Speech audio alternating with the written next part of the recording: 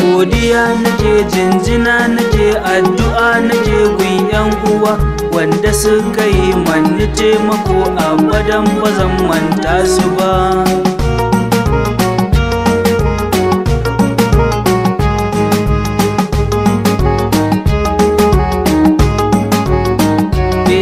Godiya nake, jinjina nake, addu'a nake gun yan uwa wanda suka yi mani taimako abadan ba zan manta su ba.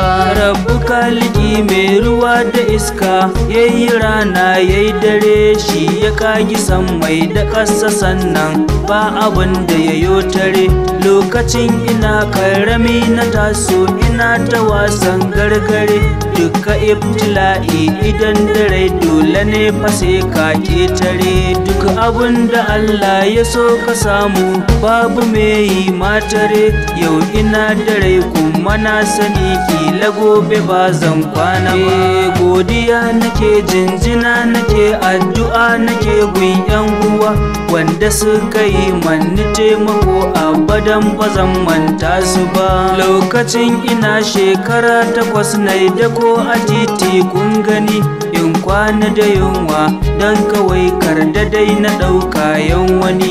In kwana cikin kasuwa da ciwo Rabbu ke man magani, ga abinci amma ba za a ban ba, wasu ko na tsantsani.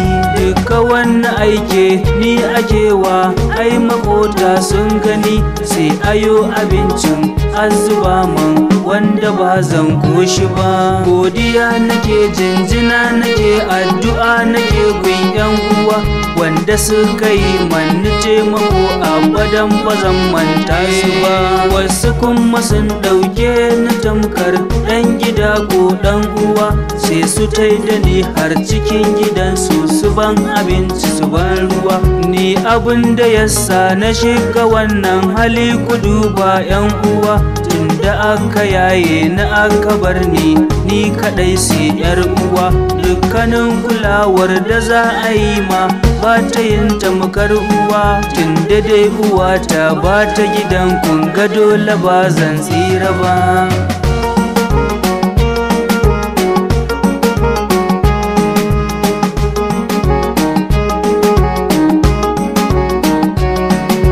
Abin da hakuri ya kasa ma ai rashin sa ba zai baka ba, sai ka faɗi can sai ka tashi can dan ka tsere sharrin yan uba. Dan rabo ya rantse da kai cikin sa ba zai wuce baka ci shi ba, sai a ringa yi maka hassada kuma bai hana ka ga ci gaba. Da mutum yake ba da arziki da kishi ba zai kyale mu ba, yan uwa suna addu'a gare mu wasu ma ba mu san su ba. Godiya nake, jinjina nake, addu'a nake gun yan uwa wanda suka yi mani taimako abadan ba zan manta su ba.